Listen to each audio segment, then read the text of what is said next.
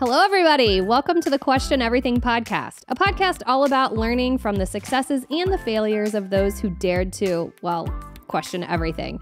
This podcast is part interview, part therapy, and a little bit Price is Right.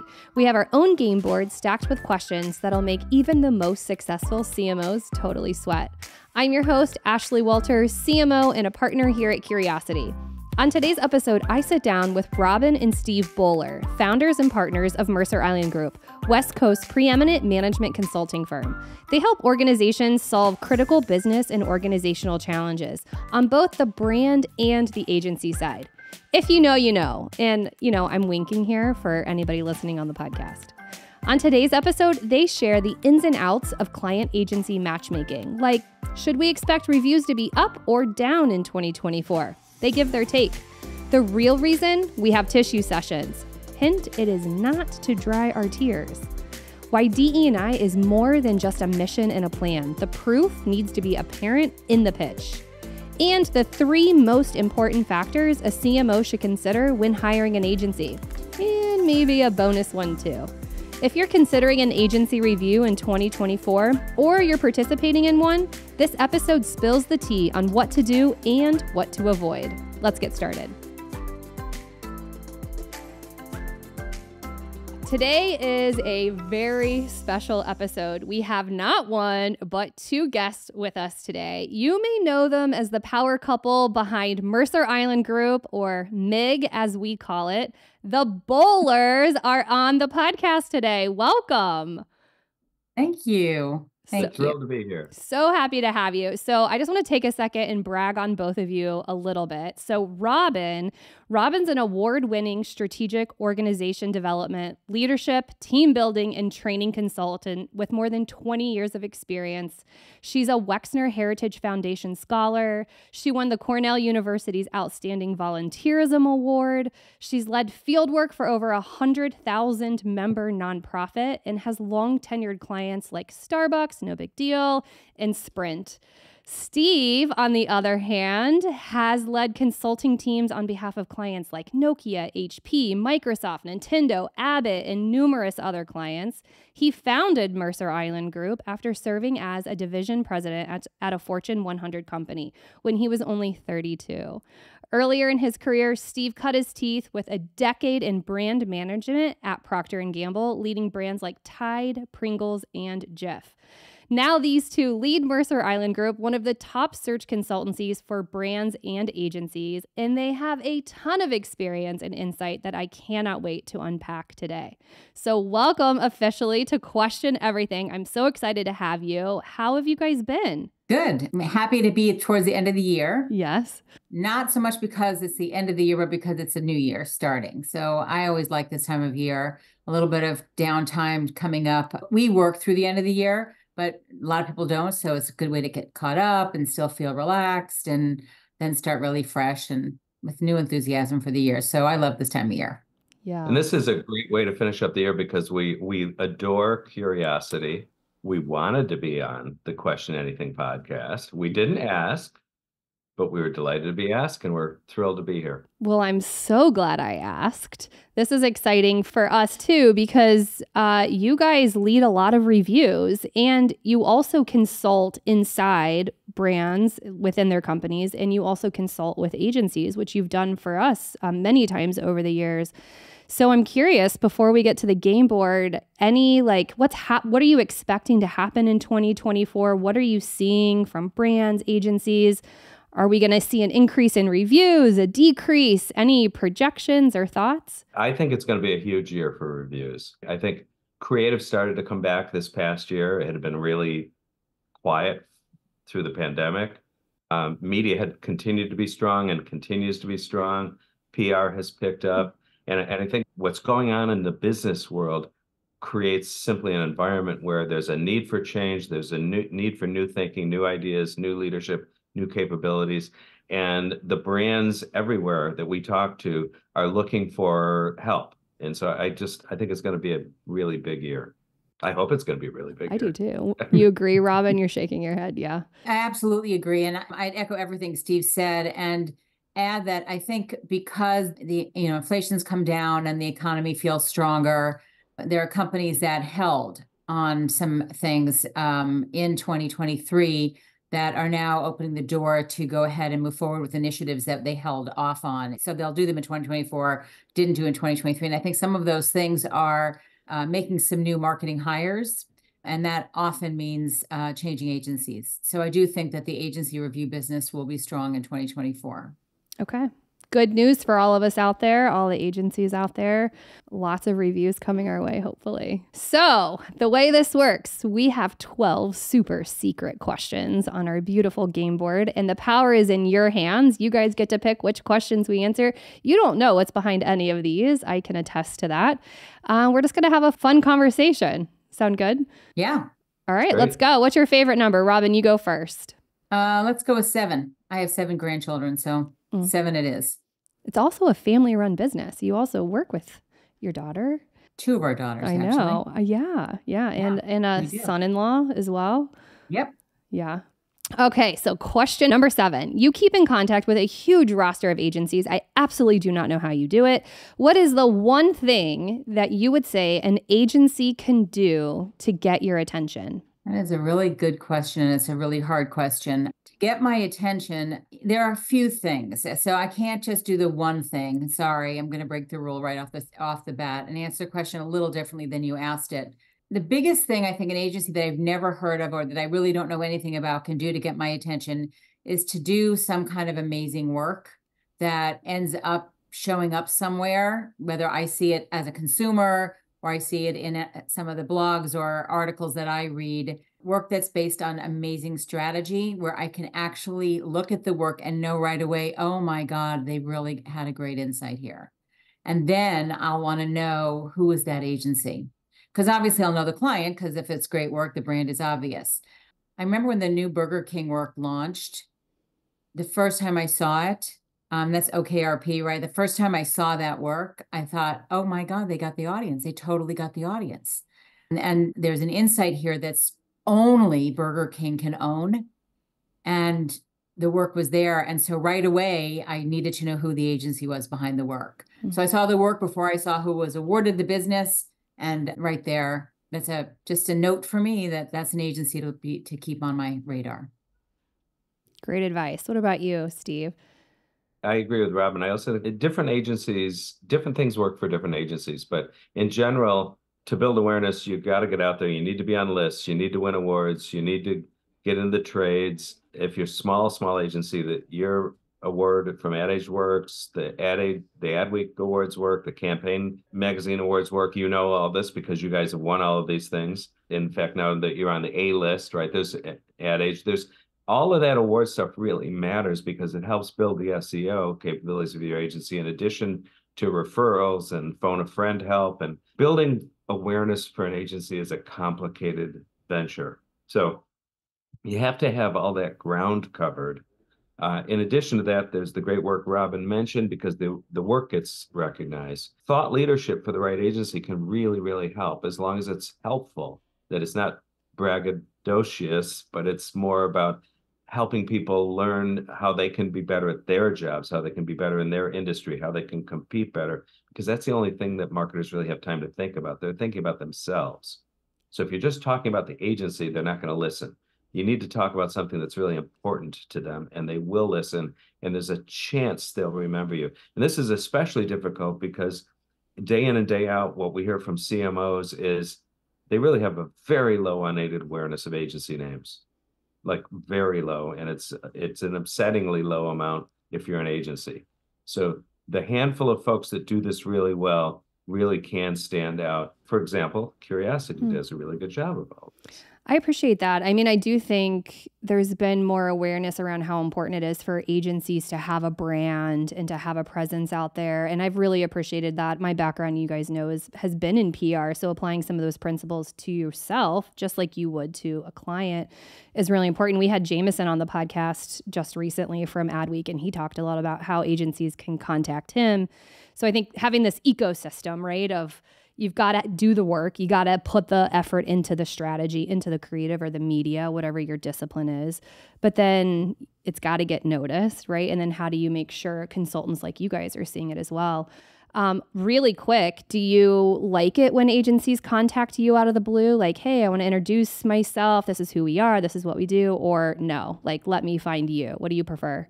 Both, right? I love finding agencies, but I also like knowing agencies. So, and there's no way we can find everybody because there are new agencies popping up every day, literally new agencies opening the door every day.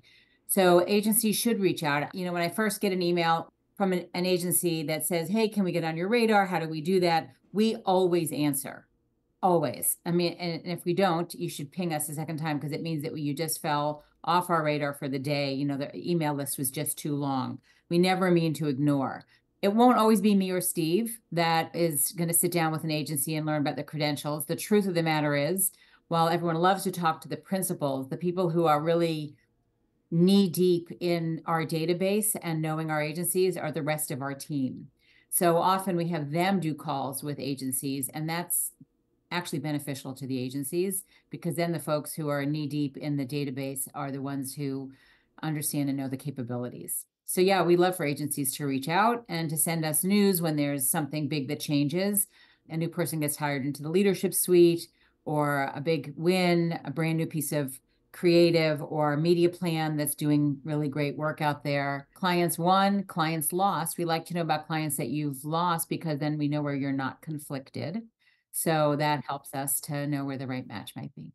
Steve and Robin actually gave me that advice a long time ago, and we put a section on our website of former clients. So now if a consultant or a client is looking on our website, you can see who we're currently working with and then see category experience that we have that we're not conflicted out now. I think a lot of times we're afraid to talk about former clients, but that's a really good perspective. Because our clients want to know whether or not you have experience in their category. Right. And if you don't have your former clients up there, we only know where you're conflicted and not where your former experience is. I'll offer one other piece of advice too, is you guys do a lot of coaching and a lot of conferences. And so my advice I would give other agencies is find out their speaking schedule and go attend. I know when I was pretty early in my role, that was one of the first things that I did. I attended one of your conferences 3 years in a row just because I was learning so much and I wanted to absorb it all. So your Orlando conference, I've seen you guys in Chicago. Yeah, check those out too. It's a great way. Yeah. Cool. All right, let's go back to the board. All right, Steve, you're up. Okay, I'll go with 3 because I have 3 incredible daughters. Oh, you really do. Okay, let's see. Advertising still has a long way to go before the industry is considered equitable. What role does DE&I play in pitching and agency matchmaking?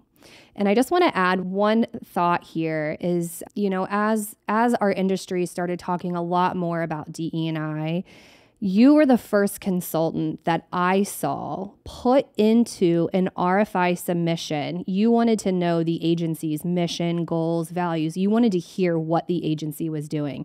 That was the first time I saw that. Now I think consultants are kind of catching on and doing it a little bit more, but I so appreciated that. And so, yeah, Steve, you want to take the first crack at this one?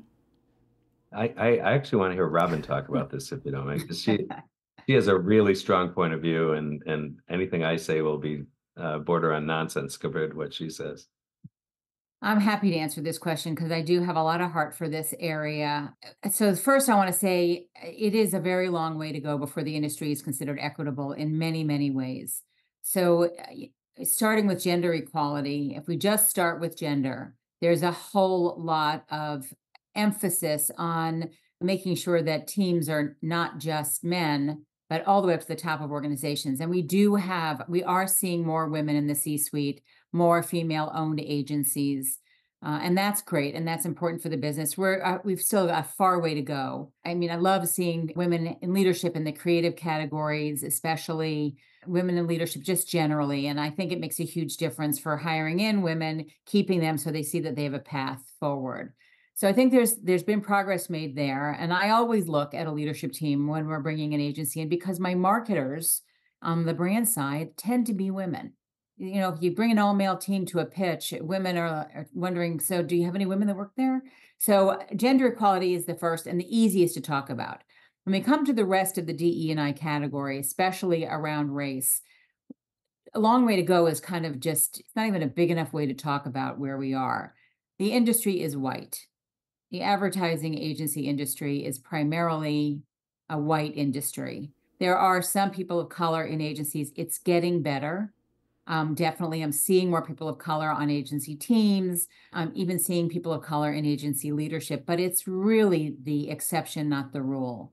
And I think what ends up happening here is that people tend to hire people that are like them, people that people feel comfortable with. And so unless there is a concerted effort to look at your agency leadership roster, your staff roster, and say, okay, what points of view, what perspectives that are important in the world today for our clients who are speaking to consumers of all shapes and sizes, what voices don't we have here? What points of view do we not have in the room? And that should be the impetus to be hiring people that are different from who's already on your team, rather than, it's so hard to find people of color, especially if you live in the Midwest. I've heard it from everyone, and no matter where I am, it's really hard in Boston. It's not hard anywhere if you make it a priority. So I would love to see agencies make this a priority, because the role that it plays in pitching and agency matchmaking is clients notice this kind of stuff. Yeah. They absolutely notice. I think client teams tend to be more diverse than agency teams. I think that the corporate world has done a bit of a better job here in the marketing sphere than the agency world has done. It's getting better, but there's still a long way to go. And when we meet with an all-white team on an agency that's all white, someone on the client team almost always says, wow, that was an all-white team. They notice. And they don't notice in a good way. Yeah. They notice in a more like pathetic way that, wow, they don't really have a lot of points of view that are relevant to our target audience. That how would they speak to the Hispanic community? How will they speak to the African-American community? So it does play a role. It's not the first, not the foremost, not the most important thing in how a client chooses an agency. I wish it was more important than it is, but it's something agencies should aspire to do, because it's the right thing to do for their clients and it's good for the world.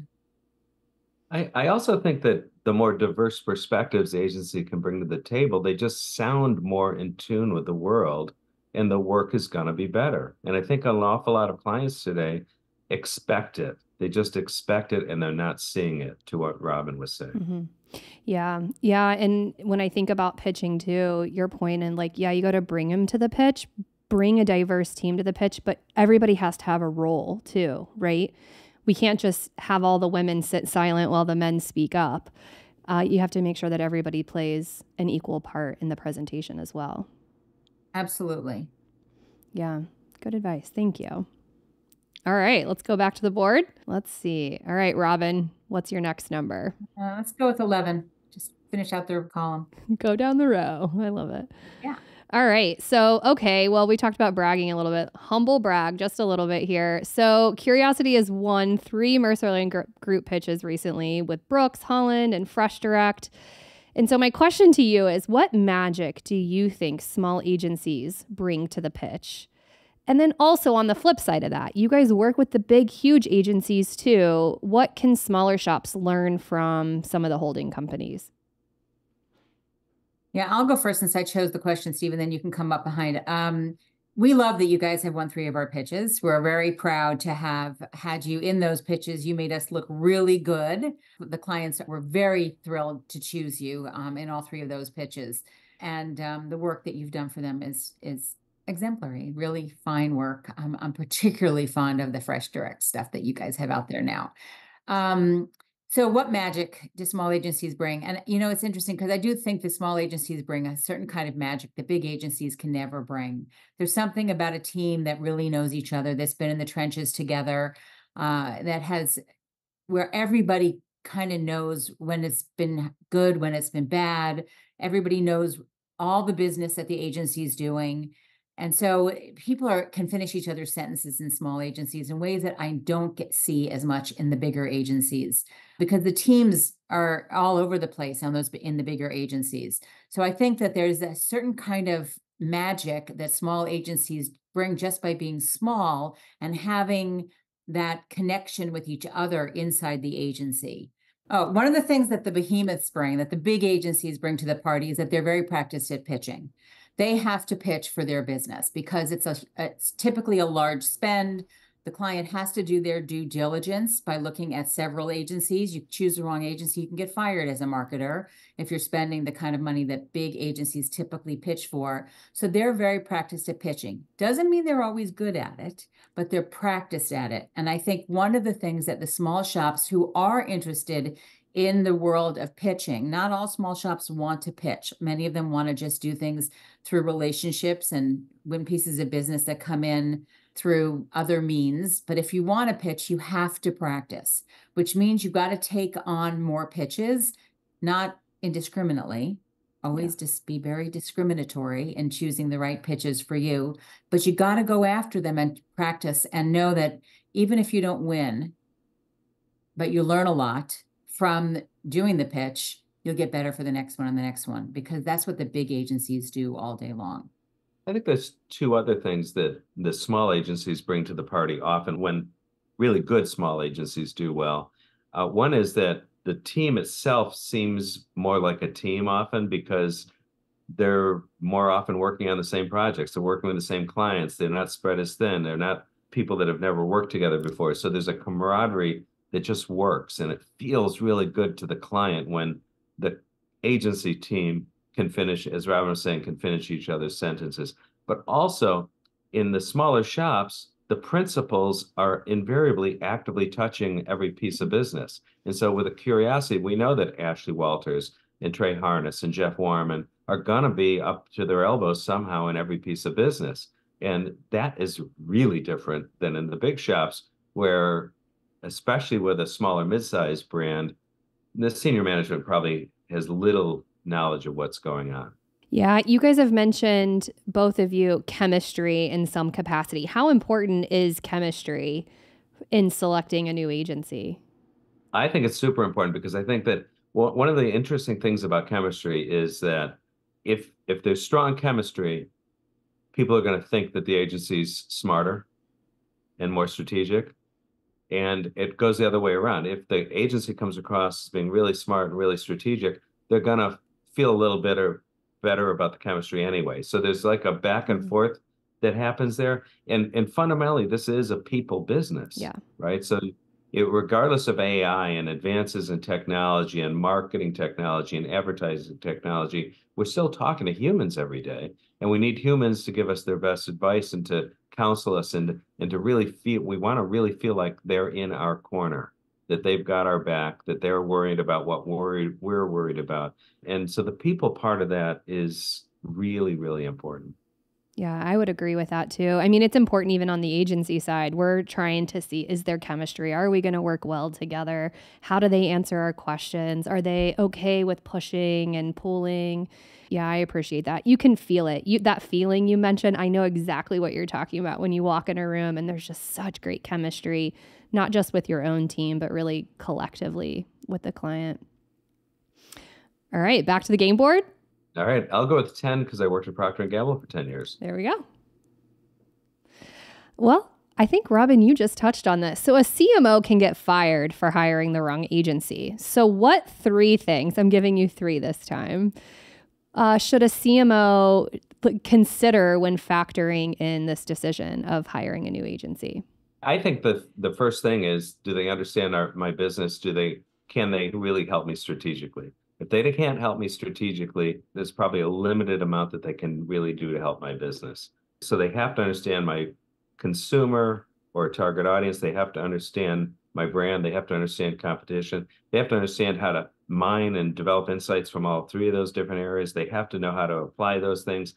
They have to be mindful of what's changing in the industry. And of course, they need to be able to take all of that stuff and turn it into tactics that drive my business. So it starts with my business, it ends with my business, but there's all those elements of the business that are really critical that they really have to dive into and understand to really help me get it right. Yeah, I'll add to that. I think what marketers should be looking at is whether or not the agency pays attention to the brief. So when the agency comes in to pitch or even a written submission, is it canned? Is it just, here's how we do what we do? versus here's how we solve what you've told us, the thing you need to have solved or you need help with. Canned submissions to me are, there are some clients that get very excited about the shiny objects. So if an agency comes in and brings their past work and it's really great past work, then a client could be kind of swayed or swept off their feet by the great work. But it might not be great work for their agency, and it might be a one-time thing. And so I think really clients should pay attention to whether or not the agency is focused on the brief that they're answering. That's one thing. Another is whether or not through the process of pitching, the agency seems to be learning. Every agency starts out not knowing anything about the client. I mean, you can do some desk research pretty early, but right off the bat, you're not expected to understand and know everything about their business. So along the way, if you have chances to interact with the client and you seem to be taking their feedback and understanding how they think and what's important to them and adjusting the way that you're bringing your ideas forward, that should be appealing to CMOs. The way that you're asking the question is really an interesting one. It's not just what should agencies do to win, it's what should the CMOs be thinking about, because they don't always think about the right things. Now, we're lucky enough to help advise a bunch of CMOs on how to think about hiring their agencies, and most of them are really appreciative. When we say, here's what we think you should focus on, don't focus on this, focus on this, they're usually very eager to listen to us. And it's really a shame when an agency loses for the wrong reasons because the CMO is looking at the wrong things from our point of view. But I think between what Steve said and my two, I think we've pretty much got it covered. A learning organization, it should be desirable to every CMO. It's one of my favorite compliments too, is when a brand says, man, you really listen to our feedback. Yes. I used to give the advice at the beginning, right before we'd go into pitches, to our clients to recognize this was a very complicated decision. There's a lot going on. There's a lot of things that you need done, but try to simplify it to, can they do the work I need done? And do I want this group specifically to do that work? Do I like them enough to be in the foxhole with them? And do I have confidence they're going to deliver? And I don't think it's one or the other. I think you really need to be confident you've got the right people that can do both of those things. Yeah, which kind of goes back to chemistry, right? Chemistry, trust, which is all related. Yeah. So I heard, okay, you got to know my business, the consumer, the brand, the competition. You've got to really understand that brief that I've given you. You put a lot of work into writing it. Did the agency read it? 1, and 2, did they internalize it and build on it? And then are they able to listen to our feedback and our pushes and incorporate that into their final presentation? And then finally, chemistry, the team, is it the right match? Do we want to get married and work together? Yeah. Well, that's 4 things, but just assume that we gave bonus ideas. I love a good bonus idea. I think you guys do too, don't you? As long as it's on strategy. All right, let's go back to the board. Let's go with 6. Oh, you mentioned this a little bit earlier too, which I love. So there's a lot of award shows out there. I love them. I think, some people love or hate them, but from your perspective, I think I know the answer to this, but do Agency of the Year awards matter? Cannes, Effies, Adweek, A-List, small agency. Do CMOs care about that stuff? I don't think the CMOs care about it very much, actually, because they don't follow them. Unless their agency is winning one for a piece of work they did, like for Cannes, perhaps then they're interested. Agency of the Year, CMOs don't care really. Effies, they care when they win one, when their brand wins an Effie. So I can't think of a time. I don't want to say I never, because my brain's not perfect in terms of remembering everything, but I can't think of a time when a client said to me, hey, I just saw this agency won a Cannes Lion. Let's include them. Mm-hmm. I can't think of a time, ever. It matters, though. The awards do matter because it helps you be found. Because in this great world of how do people find agencies, search consultants should know agencies, but we always do a little bit of a fresh search for most of our reviews. not everyone, but most of our reviews, we take a look at a fresh search just to make sure, are there any new media agencies out there that we don't know about? Are there any new experiential agencies we don't know about? Are there any new creative agencies out there that we don't know about? Because as I said earlier, agencies are opening their door every day or merging or acquiring and so on and so forth. And we want to know. And so how do we find them? Well, I look at awards to see kind of who's up and coming, who might be doing great work, who's been recognized in the industry. It just helps you land better search results. Content is what gets you better search results. So since most of the searches and reviews are done by clients, depending upon who you ask, it's somewhere between 75 and 85% of all reviews are run by clients themselves. Wow. Somebody in procurement or some junior marketer is having to find a list to bring to a senior marketer to say, here's who I think we should vet. And they Google, they search. So things like awards help you get found and give a little more confidence at that moment in time that there must be something there since they've won awards. But it's really more a proof point than it is a way to be noticed by CMOs. You guys wrote a really good article about Small Agency of the Year and why agencies should apply and why CMOs should care. And so I'll link to that in the podcast show notes.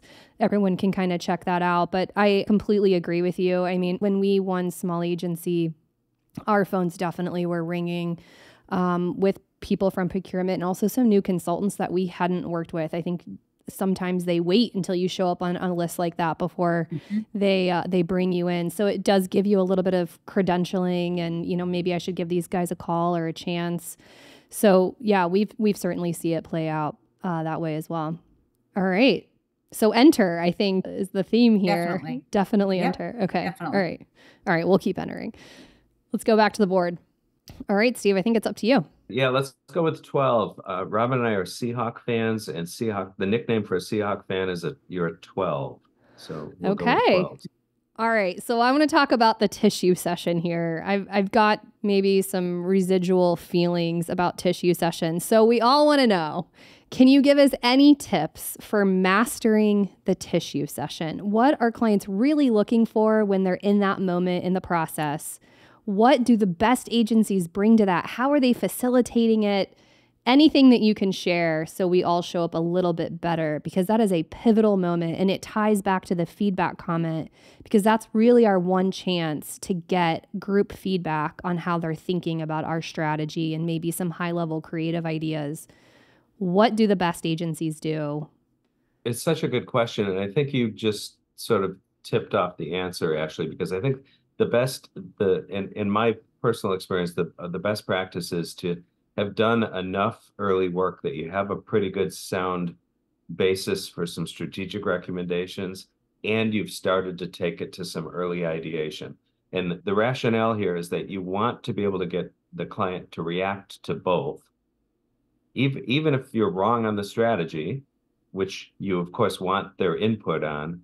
You want to be able to showcase that you have taken wherever you were in strategy and started to build tactics that matched that strategy.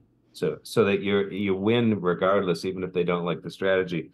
And the other point is that let's say you're pretty close on the strategy, it is an opportunity then to get some reaction to the work, whatever the tactics are, and you really want them to input. And then I'm going to steal Robin's thunder for just a minute, because what she always says is, the key to a great review for an agency is to show how you've learned. And so the real role of the tissue session is, of course, you want to get a good start, but you want to set up the fact that you took their advice to the finals and rode with it and really showed that you were great listeners, that you applied the learning, and that you got a lot better. It's not unusual at all.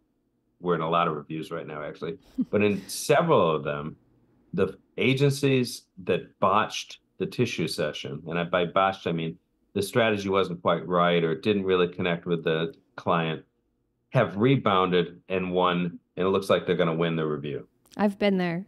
I feel you. Right. And this is so important. So the tissue session is really important for those reasons. It's also really important to showcase the chemistry the agency potentially has with a client. So you have to be mindful that it's not just the show about the strategy and the early work. You have to show that you're the kind of people that they should want to work with. And so you can't over program the tissue session. You need plenty of time for Q&A, for back and forth. That's good. Robin, do you want to add anything? One of the things to know is that tissue sessions, and I don't know how many of the consultants do tissue sessions besides us or how many clients do them. I don't think they're common practice. There might be other versions of tissue sessions, meaning a chance to show your early thinking before you actually have to walk in and do a presentation cold and have no chance to even get any feedback on your work as you're developing it, which is why we added it. We think that's an unfair thing to ask. I totally agree. Most clients have no idea what a tissue session is. We actually develop like a short version of instructions for clients on what a tissue session is, what the objectives are, what role they should play. So I think agencies get really nervous about this, as opposed to thinking the way that the secret to the mastering the tissue sessions is to think about it as a great advantage to you as an agency in winning the business. Think of it this way. You've been asked to do an unnatural thing, which is develop, if you're a creative agency, since Curiosity is a creative agency, you're a full service creative since you do planning and buying of media as well. So if you're doing a full service pitch that includes creative and planning and buying media, you're being asked to come in with one hand tied behind your back, to come in and show, here's what we think the summer campaign ought to look like, staying on your brand guidelines, and here's where we would plan to buy the media. You maybe get one Q&A where you can ask questions, and then you should show up and you should have the right answer. We think that's unnatural. We think the whole thing's unnatural anyway, but we think it's really too difficult. So we added that tissue session in because, and this is how you should think about it as an agency, if only we could have the chance to vet our early thinking, we think we could nail it in the presentation. That's what the tissue session is. It's a chance to vet your early thinking, share your early strategy, share some creative territories, share some ideas about how you're thinking about the target audience in terms of how they react and respond to media. I've seen so many agencies in the last couple of pitches that we did for small brands that have not a huge media spend, but enough media for an agency to be interested, that have a very particular target audience. And in the tissue session, the media agencies got the target wrong. Well, that would really be terrible if you went all the way to presentation with the wrong target audience. So that was a chance for the client to come back and say, you're really leaning into Gen Z just a little too much there, since our audience is a little bit older. In any case, this is a chance. The secret of the tissue session is to understand where it fits in your ability to win the business. I like that. Is that document that you've created for CMOs, is that public or is it on your website? We would be happy to share it. That'd be great. Yeah, it's the instructions we give to clients around what the tissue session is all about. Happy to share it with you. Yep. Awesome. I appreciate that. And if I can, I'd share it in the podcast notes as well. So if anybody's listening, you guys could see. I think that's really helpful for us. I think oftentimes we think about the tissue session as like grab your box of tissues because we're all going to be crying at the end of it. And I think we need to recalibrate it in our minds because it's a great place to get some feedback. I think what we always wrestle with is how much do we share? And is it one strategy or two? And is it 4 ideas or 2? And yeah. I think it's one strategy. I think you've got to have your strategies pretty solid and you check it out. Typically, if the strategy is good, the clients don't push back hard on the strategy. The strategy is there. They understand where you're going. It makes sense. They might give you a little bit of information like about the target audience. We think you might have missed a little bit on the target. And that gives you a chance to adjust the strategy for the next round and see if that impacts the creative in a big way or the media planning in a big way. For creative, I think sharing a couple of creative territories, how the strategy could come to life creatively, 2 or 3 territories, maybe 3, say, here are 3 different ways that strategy could come to life creatively and get their temperature. And have them be a bit different, one a little more risky, one a little more conservative, and just see it's a way to take their creative temperature and know what they might be open to and get some direction for your final. Having just one is always a big risk. Yeah. Presenting one creative concept is a terrible idea. people like to be able to pick. They like to be able to rank. They like to be able to compare. And you put all your eggs in one basket, there's a good chance those eggs are going to break. Yeah, great advice. Bring two concepts. We've always heard that from you and have always tried to do that. And then sometimes we bring four and then it's too much and then nobody can remember any of them. So we're just a hot mess, but love thinking about these tissue sessions a little bit differently. So thanks for that context. All right, let's go back to the board. Let's go to 5. All right, let's go to number 5. Okay, so sometimes it takes a few projects for everyone's true colors to come out. Have you ever had an agency fire their client after winning a pitch? Or have you ever had a client fire an agency after winning a pitch? Like, is it ever not a match right away? And any advice you can give us on the topic? This is loaded. We've never had something happen right after a pitch where the client fired the agency or the agency fired the client. We have had situations where budgets got pulled right after a client hired an agency. And the agency did all that work, got awarded the business, and the budgets got pulled, within a month, and then there is no business. And that's just, we always feel really bad about that. Obviously, it's not our fault. It's just, it's business and it's tough. And we have had an agency pull out of a pitch once because a client behaved really badly. Mm-hmm. And at the very end, they were about to win a piece of business. The client just did things that clients shouldn't do, said things clients shouldn't say. The agency said, we don't want to work with these people. And just before they were going to be awarded the business, and I think they knew they were going to win the business, they said, so we don't think this is going to work. Mm-hmm. And honestly, normally I'd be really mad. We couldn't blame them. Yeah. So, good for them for seeing what was happening. Like in a case like that, you don't blame them, right? I think we would all understand. But is there ever a time when it's like it is too late to pull out? Like you've made it past the RFI, you went to the tissue session. What are your thoughts there? Yes. The answer is definitely yes. So here's a good example. Let's say you receive an RFI, you read it, it's a brand, so exciting. That's really a category we really want. Boy, that looks like fun. And you don't do the work to look at the scope of work to see if the budget matches the scope. So you say yes, you go all in, and then just about a week and a half in, it's time to start doing the budget exercise. And you look at it and say, oh my gosh, there's not nearly enough money for that. Well, we're pulling out because the budget's too small. That's too late to pull out. Do your homework before you say yes, because now you've made it impossible for another agency to take your spot.